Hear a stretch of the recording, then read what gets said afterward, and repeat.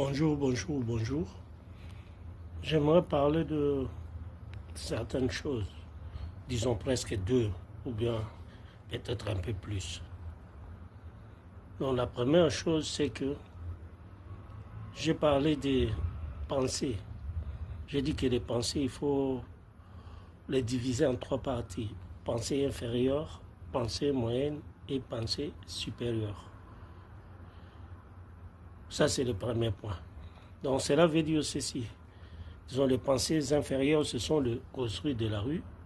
Les pensées moyennes, ce sont des pensées scientifiques, disons des pensées techniques, connaissances techniques, intelligence technique, sagesse technique, qu'on peut mettre en application pour être en contact avec le monde visible et être en contact avec le monde invisible pour essayer ou bien d'évoluer, disons de faire quelque chose pour l'évolution des circonstances, des choses, des machines, des sciences et de tout ça. Bien, on peut aller du côté de l'évolution qu'on appelle sorcellerie. Donc essayer de casser, de briser, de faire toutes les mauvaises choses et ceci, cela. Et souvent, cela n'apporte rien, à part que les gens qui appliquent ce genre de stratégie de régression dans les niveaux supérieurs et des stratégies de stagnation.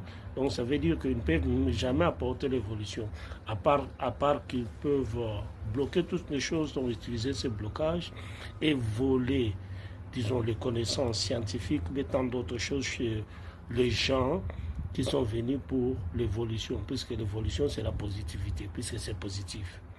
Là, nous le voyons même avec le corps humain, on est comme bébé et puis on évolue.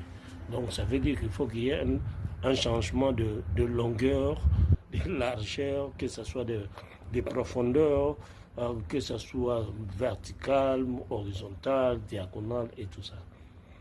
Et ce qui bloque l'évolution, donc ça veut dire que pourquoi est-ce qu'ils sont en train de faire cela? Parce que l'univers aussi a bloqué leur évolution et ne leur donne pas des informations. Vous pouvez les appeler intuition, inspiration, révélation, tout ça. Ils ne leur donnent pas comme ils le savent. C'est pourquoi ils sont bloqués et coincés dans toutes ces choses et ils veulent maintenant amener toute l'humanité à être coincée dans ce système.